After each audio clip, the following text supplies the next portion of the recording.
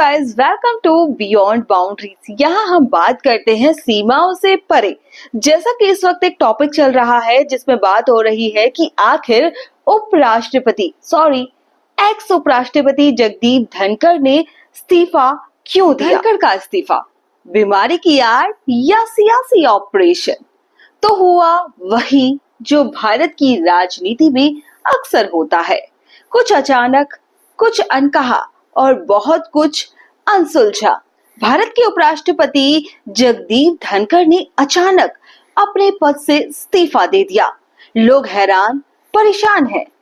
कारण स्वास्थ्य है, लेकिन अब ये स्वास्थ्य सुनते ही देश के राजनीतिक जानकार मुस्कुराने लगे हैं, क्योंकि जब भी कोई बड़ा आदमी स्वास्थ्य कारणों से पद छोड़ता है तो लोग असली बीमारी कहीं और ढूंढने लगते हैं, कभी सिस्टम में, कभी दबाव में और कभी अगले चुनाव की रणनीति में।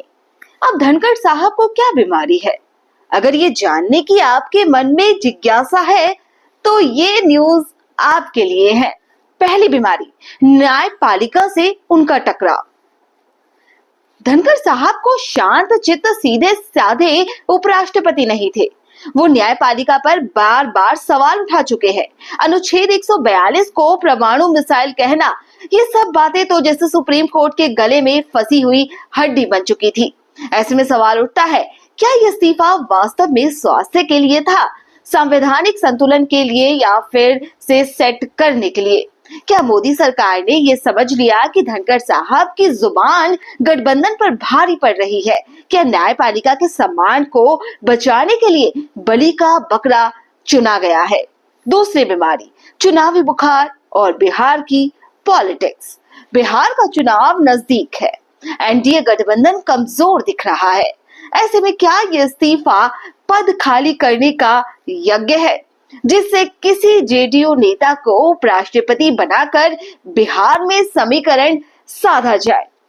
डॉक्टर हरिवंश राज्यसभा के उपसभापति या रामनाथ ठाकुर कर्पूरी ठाकुर जी के बेटे, दोनों ही ऐसे नाम हैं जो वोट भी दिला सकते हैं और जातीय संतुलन भी बना सकते हैं। बिहार में चुनाव है और जाति समीकरण पर राजनीतिक दलों का ध्यान ना हो, ये कैसे हो सकता है? तीसरी बीमारी, नीतीश का वायदा। एक और अफवाह उड़ रही है कि नीतीश कुमार को उपराष्ट्रपति बनाने का वादा किया गया था। अब ये बात कुछ हजम नहीं होती, क्योंकि एनडीए ने फिर से बिहार का सीएम चेहरा घोषित कर दिया है।